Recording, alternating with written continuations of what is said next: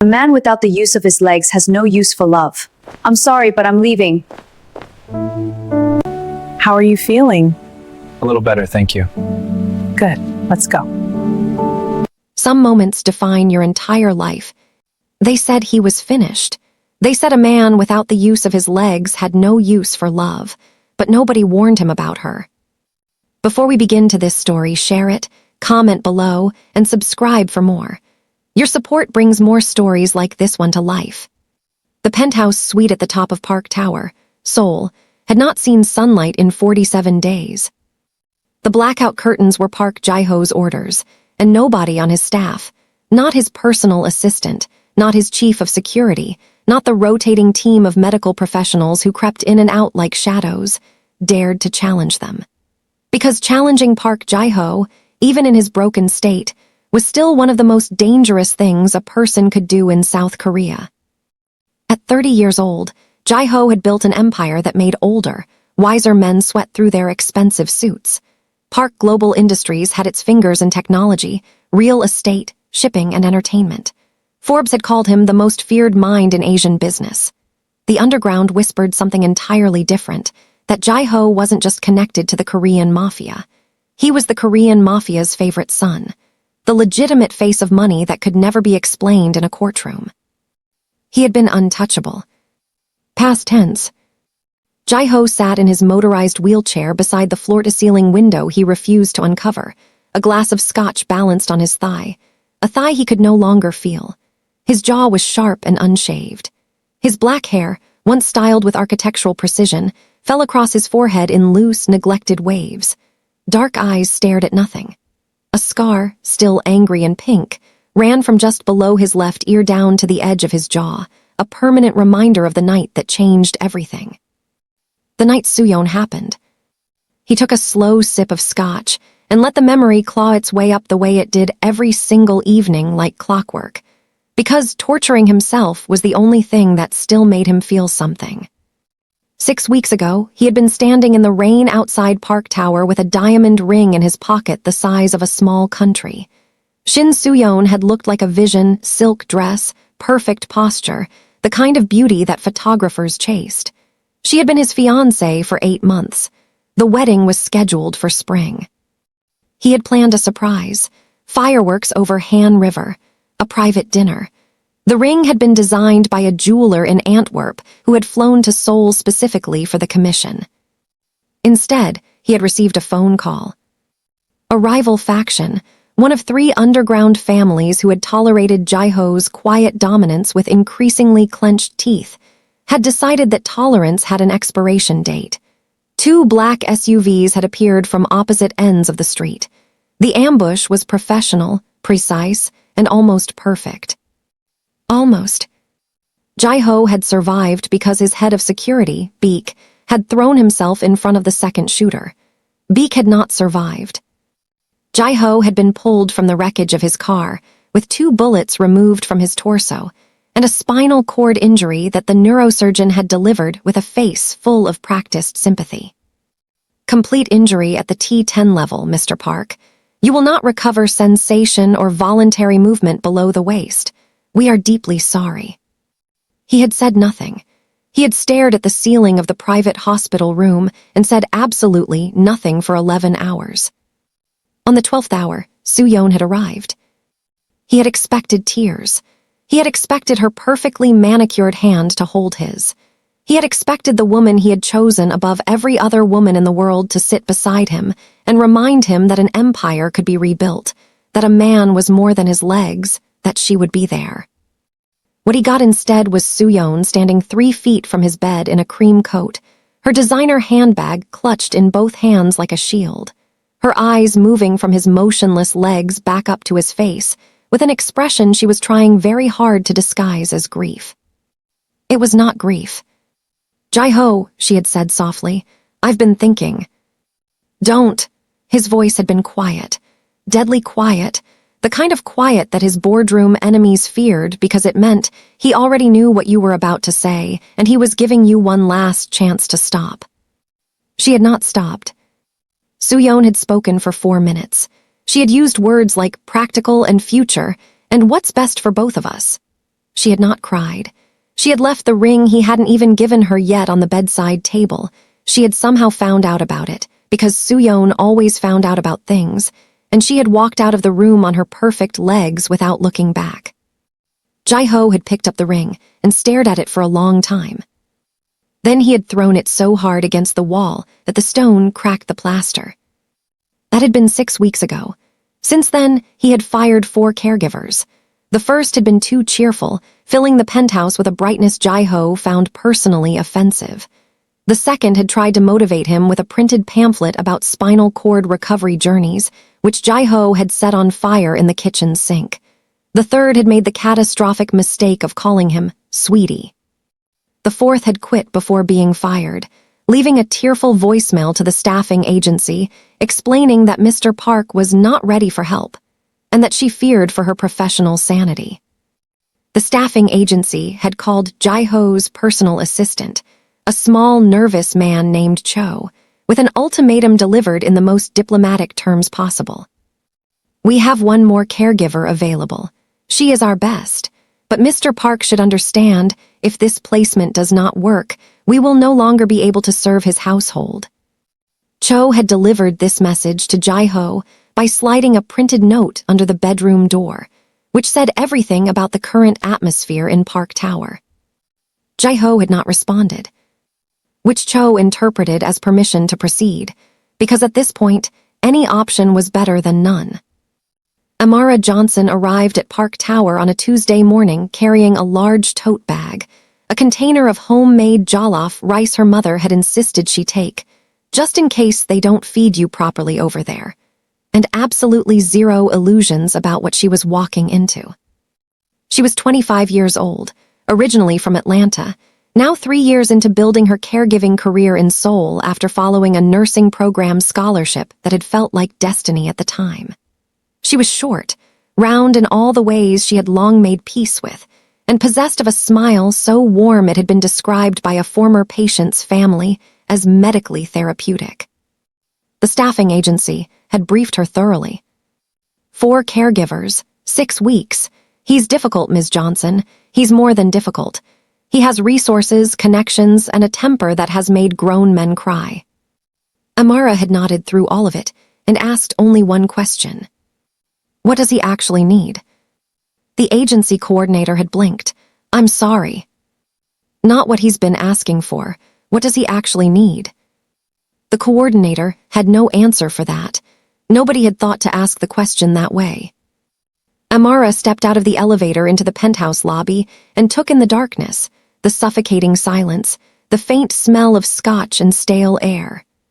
A small, anxious man she assumed was Cho appeared immediately, hands clasped, eyes wide with the look of someone who had been surviving a war. She looked around the shadowed space, then she looked back at Cho. How long have those curtains been closed? She asked. 47 days, Cho whispered. Amara set down her tote bag, rolled up her sleeves, and nodded slowly.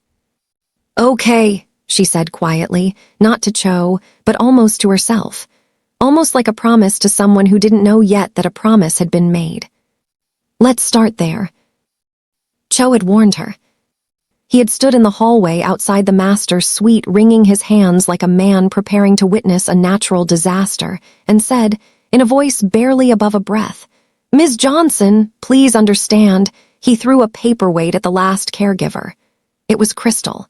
It shattered against the doorframe. Amara had looked at him calmly. Was she hurt? No, his aim was, well, he missed deliberately, I think, but the intention. The intention was to scare her away, Amara said simply, and it worked. Cho blinked. Yes. Okay, she picked up her tote bag. What's his schedule look like this morning? Cho stared at her the way people stare at someone who has just announced they intend to swim across an ocean. He has no schedule. He refuses all scheduling. Perfect, Amara said. Then we have plenty of time.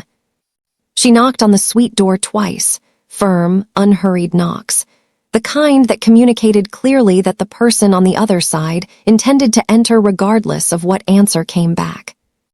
Silence. She opened the door. The smell hit her first. Scotch and darkness and something underneath both of those things, something she recognized from years of caregiving work. The specific staleness of a person who has stopped caring whether the world outside their walls continues to exist. She had smelled it in hospice rooms, in post-surgery recoveries that had gone emotionally sideways, in the apartments of elderly patients whose families visited less and less.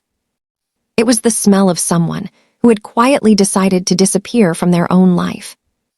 Jai-ho was by the window, or rather, beside the covered window, his wheelchair angled toward it as though even through 47 days of blackout curtains he was still drawn to whatever was behind them. A glass was balanced on his thigh. He did not turn around when she entered. "Get out," he said. His English was precise, accented, and delivered at a volume that suggested he considered repeating himself beneath him. Amara set her bag down on the chair near the door. She looked around the room, taking inventory the way she always did in a new environment. Medication bottles on the nightstand, some unopened. A physical therapy manual on the floor, spine uncracked, clearly thrown there rather than placed. 3 empty Scotch glasses on the dresser. The bed was made, but barely, more like the sheets had been pulled and abandoned than actually tended to. "Good morning, Mr. Park," she said. Her voice was easy, warm without being saccharine. "My name is Amara. I'll be your caregiver." "I don't need a caregiver." The 4 people before me thought the same thing, and look how that turned out for everyone. She moved to the dresser and began quietly consolidating the empty glasses. "I'm going to open the curtains now." The temperature in the room changed. She felt it before he spoke. "If you touch those curtains," Jai-ho said, very slowly, very quietly, "I will have you removed from this building, this agency blacklisted, and your career in this country finished before lunch." Amara paused with her hand on the curtain fabric. She turned and looked at him directly, really looked, the way she made a point of doing with every new patient regardless of how they presented. Past the hostility, past the jawline tight with fury and the dark eyes that were doing their absolute best to incinerate her where she stood. She saw the exhaustion underneath it, the grief wearing the costume of anger because grief was too vulnerable to show a stranger. She saw a man who was drowning and had convinced himself that fighting off the lifeline was the same thing as swimming. She pulled the curtain open. Seoul flooded in. February light, pale and silver and enormous, poured across the penthouse suite like something had been unlocked. Dust particles swirled in the sudden brightness. The Han River glittered distantly beyond the city's steel and glass. The sky was the particular shade of cold blue that makes everything look painfully, brutally alive. Jai-ho's hand gripped the arm of his wheelchair so hard his knuckles went white. He said nothing. Not because he had no words. Amara sensed the words were there, a dozen of them, each one sharpened specifically for this moment. But the light had caught him off guard. 47 days of darkness, and now this. She watched something move through his expression that he shut down almost immediately. A flinch, something raw and involuntary that had nothing to do with anger. She didn't comment on it. She moved to the second curtain and opened that one too. "I'll get your morning medication organized," she said, as though nothing had happened, as though the room wasn't transformed, as though he wasn't sitting in a flood of winter light looking like a man who had just been found somewhere he thought was a good hiding place. "Have you eaten this morning?" Silence. "I'll take that as a no." She moved to her tote bag and retrieved the container her mother had packed. "I brought food from home. It's jollof rice before you say anything. I know it's 9 a.m., but my mother believes jollof rice is appropriate at all hours, and honestly, after 30 years of knowing her, I've stopped arguing." She set it on the dresser. "You don't have to eat it, but it'll be there." Jai-ho turned his wheelchair to face her fully for the first time. She met his gaze without flinching. She registered objectively, a striking man, even hollowed out the way he currently was. Maybe especially hollowed out, the way ruins of great buildings are still more impressive than ordinary ones standing whole. The scar along his jaw, the eyes that were doing complicated, furious things. "Who do you think you are?" he said. "Amara Johnson. I already said that." "I will destroy your career." "You said that too." She began sorting the medication bottles on the nightstand into a logical order. Mr. Park, I've worked with people in every stage of recovery, physical, emotional, surgical. I've sat with people who were told they had weeks to live. I've held hands through things I won't describe because it's not my story to tell. I don't frighten easily and I don't leave when things get uncomfortable. She glanced at him over her shoulder. So if the plan is to make me uncomfortable enough to quit, we're going to be here for a very long time, and I'd rather we just skipped to something more productive. The silence that followed was a different kind of silence than the one she'd walked into. Less like a wall, more like a held breath. Jai-ho looked at the container of jollof rice on the dresser. Then he looked back at her. It's too much light, he said finally. Not a command, not a threat, something reluctant and honest that seemed to surprise even him. Amara looked at the windows, then back at him. She crossed to the second curtain and drew it halfway closed, not all the way, but enough to soften the flood to something more bearable. A compromise. Unsolicited, and exactly right. Better, she asked.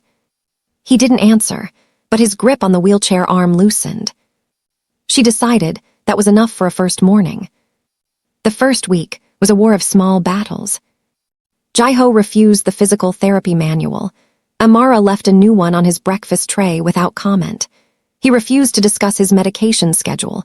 She organized it anyway and simply placed each dose where he would see it. He made cutting remarks about her credentials, her agency, her accent, and on one memorable occasion her choice of shoes. She responded to each one with the same level, unhurried tone, as though he were commenting on the weather. He did not throw anything at her. She noticed this. She suspected he noticed it too. On the fourth day, she arrived to find him positioned beside the half-open curtain, looking out at the city. Not in the deliberate, staged way of someone who wanted to be caught doing something, but in the unguarded, early morning way of someone who had woken before their armor was fully on. She set his breakfast down quietly and turned to leave without a word, giving him the privacy of the moment. The river looks different in winter, he said. She stopped. She didn't turn around immediately, giving him the option to pretend he hadn't spoken if he wanted it. Different how? She asked. A pause, smaller. In summer it floods the banks. Right now it looks like it's pulling back. She turned then. He was still looking at the window. My grandmother used to say rivers pull back before they grow, Amara said. She was talking about people mostly. Jai-ho said nothing, but he picked up the breakfast she had brought and ate it while the winter light came through the half-open curtain. It was the first full meal he had eaten in 6 weeks. Amara walked to the kitchen where Cho was hovering anxiously, and the little man looked at her with an expression somewhere between disbelief and religious awe. She held one finger to her lips. Don't make it a big deal, the gesture said, or he'll close back up. Cho nodded vigorously, pressing his own hand to his mouth like he was sealing something precious inside. It was on the 9th day that everything changed. Amara was in the hallway outside the suite, reviewing medication notes on her tablet, when she heard voices inside. Jai-ho's low and cold, and another voice she didn't recognize, male, speaking Korean too fast for her intermediate language skills to fully track, but the tone needed no translation. The tone was a threat. She pushed the door open. There were 2 men inside the suite who had not been there 30 minutes ago, which meant they had come through channels that bypassed Cho entirely, which meant they had access that no visitor should have to the private floor of this building. One was standing near the door. One was leaning over Jai-ho's wheelchair with his hand braced on the armrest, close, deliberately invading the space of a man who could not simply stand up and step back. Jai-ho's face was a perfect mask, unreadable, controlled, giving nothing away. But his eyes flicked to Amara for just a fraction of a second when she entered. She read that flicker as clearly as a sentence. Don't react, don't show fear, back out quietly. Instead, Amara Johnson walked fully into the room, set her tablet on the dresser with a firm click, and looked directly at the man leaning over the wheelchair. Visiting hours, she said clearly, in the calm professional tone she used for family members who arrived unannounced and thought that love gave them unlimited access. Ended 20 minutes ago. I'll need you both to leave while I attend to my patient. Both men turned and stared at her. Jae-ho stared at her. The room held its breath. The man closest to Jae-ho straightened slowly. He was broad-shouldered, dressed in a suit that was expensive enough to be respectable and dark enough to be a warning. His eyes moved over Amara the way people look at furniture, cataloging her presence without granting her personhood. Then he smiled, the kind of smile that has never once been connected to warmth. "The caregiver," he said in accented English, presumably for her benefit. "How sweet." "The exit," Amara replied, pointing at the door, "is that way." Jae-ho made a sound. It wasn't quite a laugh, it was too controlled for that, too surprised to be intentional. It lasted less than a second, and then his mask was back in place. But Amara caught it. And from the slight shift in the broad-shouldered man's expression, he caught it too. Something had just happened in this room that hadn't happened in 6 weeks. Park Jae-ho had almost left. The man near the door moved first, a subtle repositioning that Amara recognized instinctively as a block. He wasn't leaving. He was making sure she understood that leaving was her only available option. Jae-ho's voice cut across the room like a blade. He spoke in Korean, rapid, low, and with a cadence that needed no translation because whatever he said it the way mountains say things. With the absolute certainty of something that has been in place long before you arrived and will remain long after you leave. Both men went very still. Then the broad-shouldered one straightened his jacket, said something brief in Korean that landed in the room like a coin dropped on marble, small, precise, and somehow colder than everything preceding it, and walked out. The second man followed without looking at anyone. The suite door clicked shut. Silence. Amara realized she had been holding her breath and released it slowly through her nose, making sure her face communicated nothing but professional calm. Her heart was doing something considerably less calm behind her ribs, but that was private information. She picked up her tablet from the dresser. "I'll rearrange your afternoon medication." "Sit down," Jae-ho said. She looked at him. His expression was not hostile. That alone was significant enough to be disorienting. 9 days into this arrangement, and hostility had been so constant she had begun treating it as a baseline condition, like weather. What was on his face now was something more complicated. He was looking at her the way people look at something they have underestimated and are only now recalculating. "Please," he added. The word sounded like it had to be manually retrieved from somewhere he hadn't accessed in a long time. She sat. His name was Kwon Di-young, Jae-ho told her, the broad-shouldered man.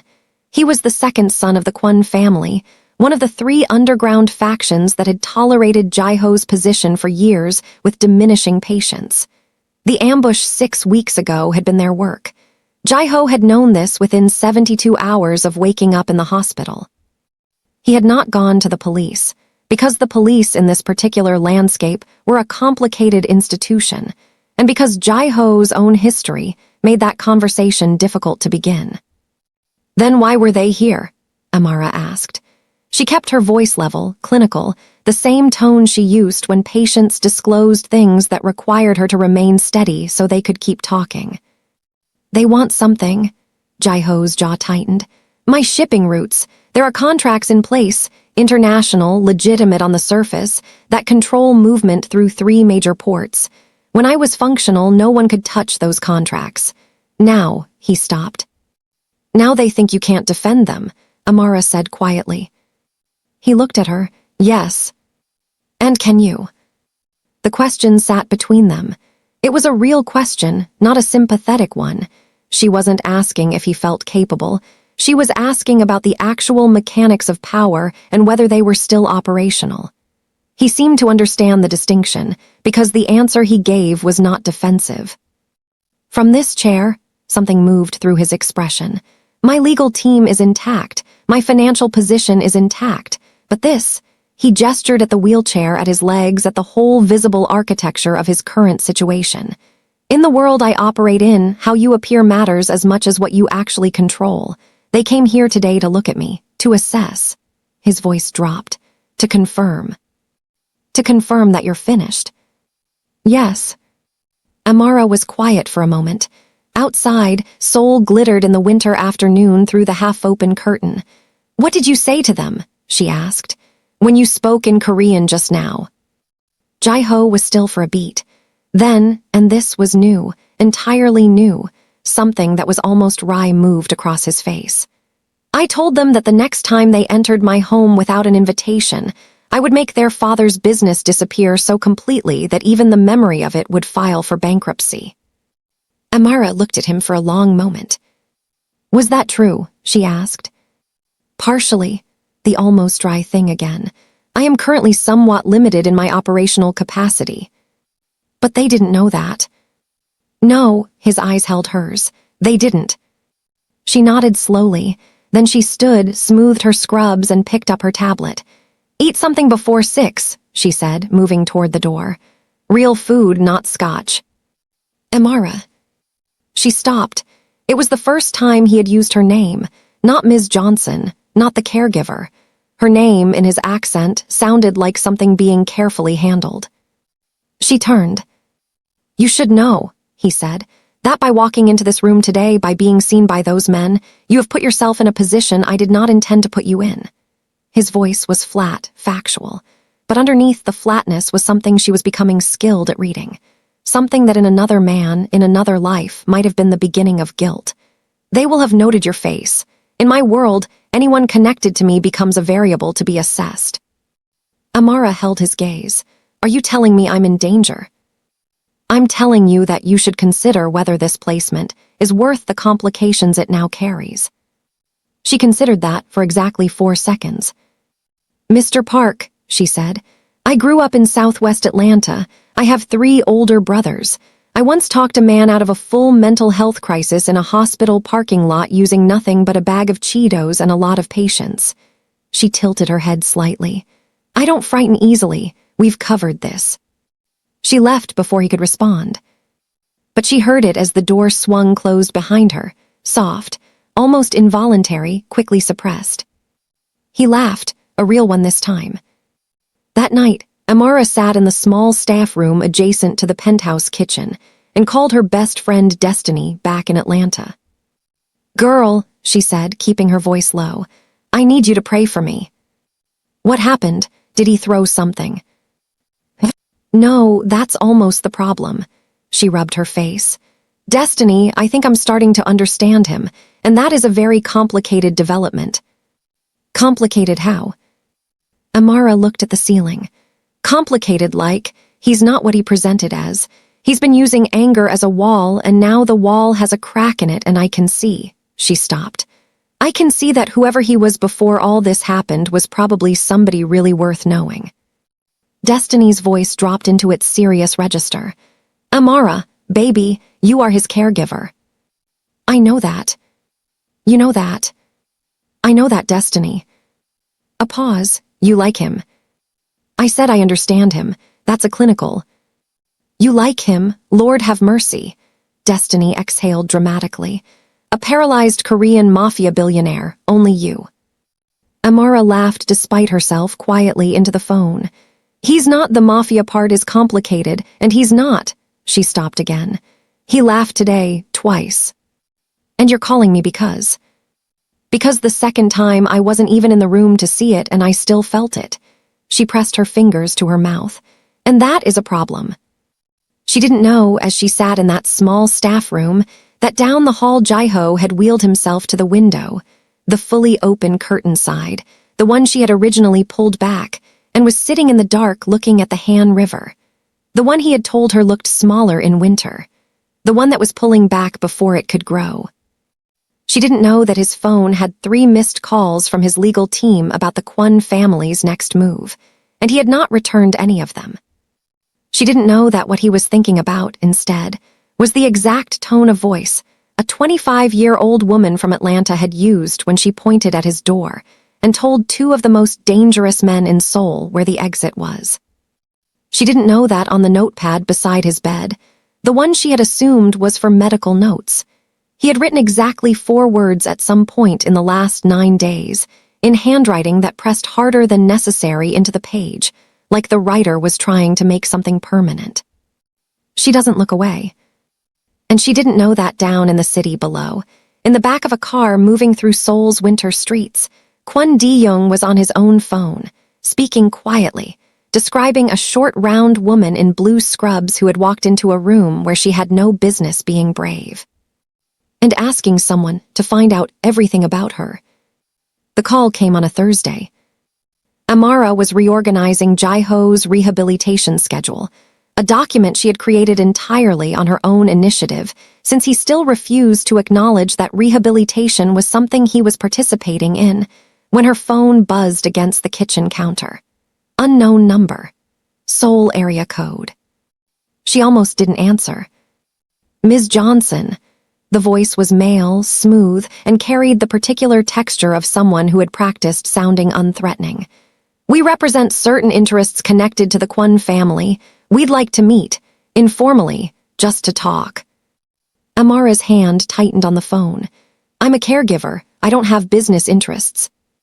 No, the voice agreed pleasantly. But you have access, and access, Ms. Johnson, is its own kind of currency. The call lasted 40 seconds. She ended it herself. She stood in the kitchen looking at the medication organizer she had color-coded by day, at the small evidence of routine she had built inside someone else's collapsed world. Then she walked down the hall, knocked twice, and entered without waiting. Jae-ho was at the window. He had been at the window more often this week. She had stopped pretending not to notice. The Kwon family called me, she said. He turned so fast the wheelchair movement was almost violent. Something crossed his face she had no name for yet, but felt in her chest like a door slamming. What did they say? She told him, verbatim, every word.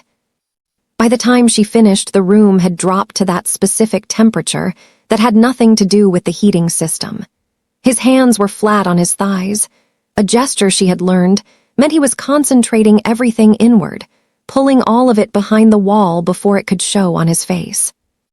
You need to leave, he said. This placement today. Amara sat down in the chair across from him without being invited. No. Amara, you don't get to decide that for me. Her voice was calm, but carried something underneath it that made him stop. I'm not your employee in the way you're thinking right now. You don't get to relocate me for my own safety like I'm a file you're moving off a compromised server. I'm a person. I make my own decisions. He stared at her. They will use you to get to me. Then we make sure there's nothing to use. She leaned forward slightly. Jae-ho. It was the first time she had used his given name without the formal address. It landed between them like something placed very deliberately on a table.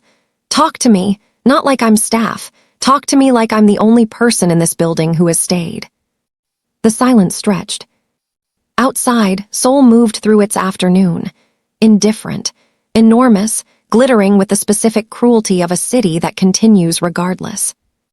Then Park Jae-ho, who had not spoken honestly to another human being in 47 days before she arrived, and had been speaking more honestly every day since, told her everything. The full story was worse and more complicated than she had pieced together. The ambush 6 weeks ago had not been purely about shipping routes. That was the surface. Underneath, it was something Jae-ho had been carrying alone since he woke up in the hospital. A piece of information so dangerous he had not told his legal team, not told Cho, not told a single person within his organization. Soo-yeon had told the Kwon family about the proposal night.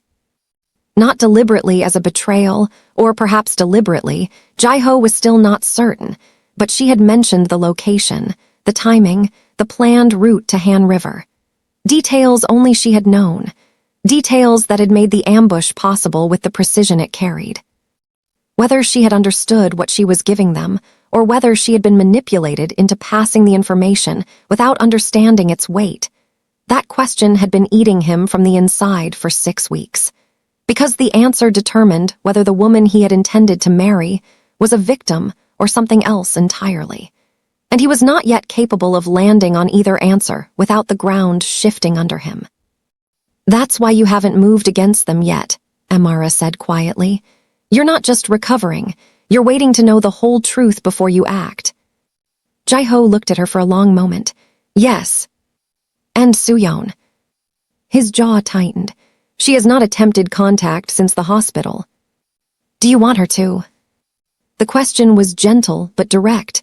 The way Amara asked everything that mattered.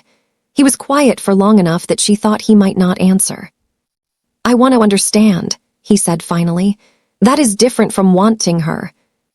Amara nodded. She understood the distinction in her bones. She called the unknown number back that evening. Jae-ho had objected. She had listened to his objection completely, acknowledged it, and then called anyway while he watched. I'll meet you, she told the smooth voice. Tomorrow, public place, 1 hour.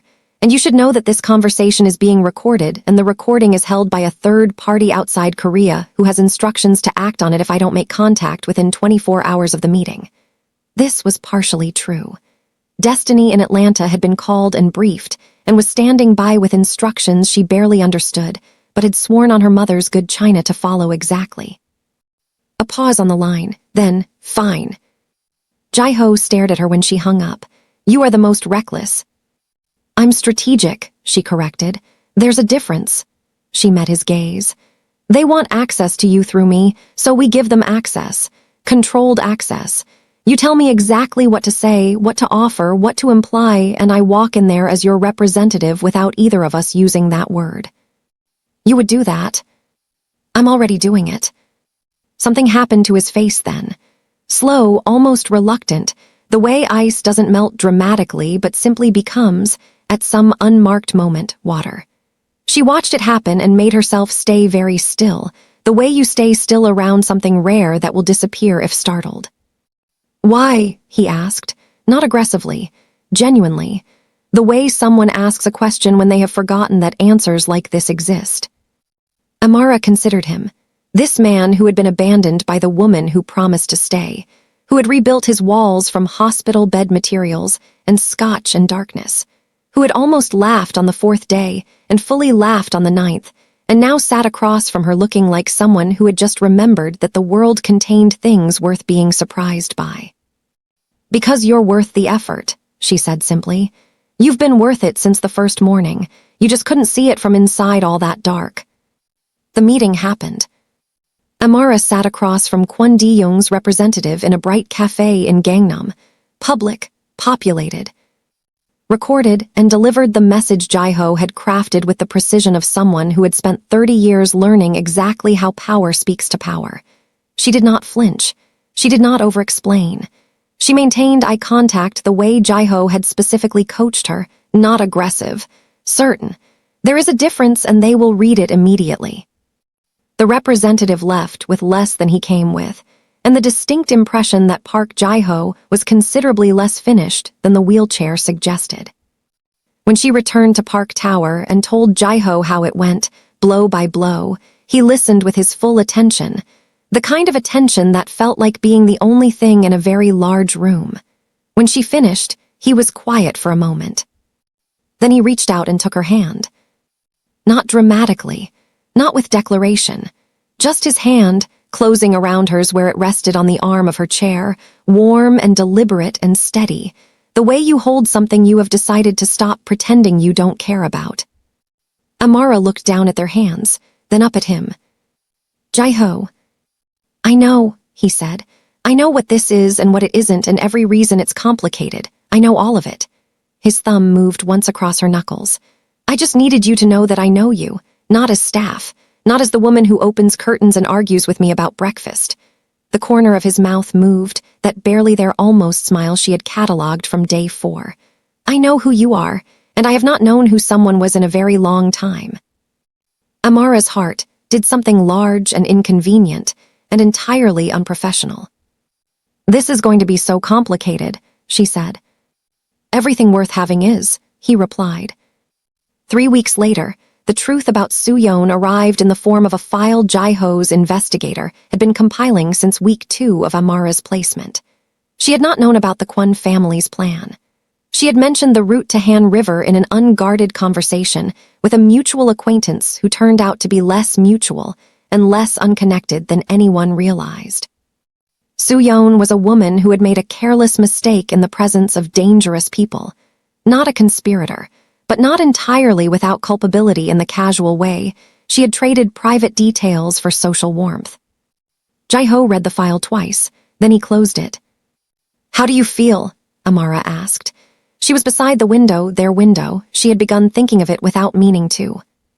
"Like I wasted 6 weeks on the wrong question." He set the file down. "She is irrelevant. She has been irrelevant for longer than I admitted to myself. And the Kwon family." His expression shifted into something cool and extraordinarily focused, a glimpse of the man Forbes had written about, the man the underground feared. "My legal team filed 3 separate regulatory complaints against Kwon subsidiaries this morning. Their Singapore shipping license is under review. Their Tokyo real estate holdings are frozen pending an investigation I may have quietly encouraged." The almost smile. "From this chair, as it turns out, I remain entirely capable." Amara looked at him, this man who had been left for dead in every sense of the word, who had nearly disappeared into his own darkness, who had needed someone to simply open a curtain and stay. "I know you are," she said. He looked at her the way he had been looking at her for weeks now, the way she had been pretending not to notice, and he had been pretending not to show. "Stay," he said, "not as my caregiver." A pause. "Stay as whatever comes next, whatever that is. I am aware I am a complicated man with a complicated life, and I am asking anyway." Amara Johnson, from Atlanta, Georgia, who did not frighten easily and did not leave when things got uncomfortable, looked at Park Jae-ho, 30 years old, paralyzed, powerful, scarred, and sitting in a flood of winter light that she had let in on the very first morning, and made the same kind of decision she had been making since the day she knocked twice and walked through a door she had no guarantee of walking back out of. She stayed. Outside, Seoul exhaled into the winter evening. The Han River ran wide and full below the city, not smaller anymore, not pulling back. If you enjoyed this billionaire romance, please like and subscribe to the Billionaire Evolution channel for more luxury love stories. See you tomorrow.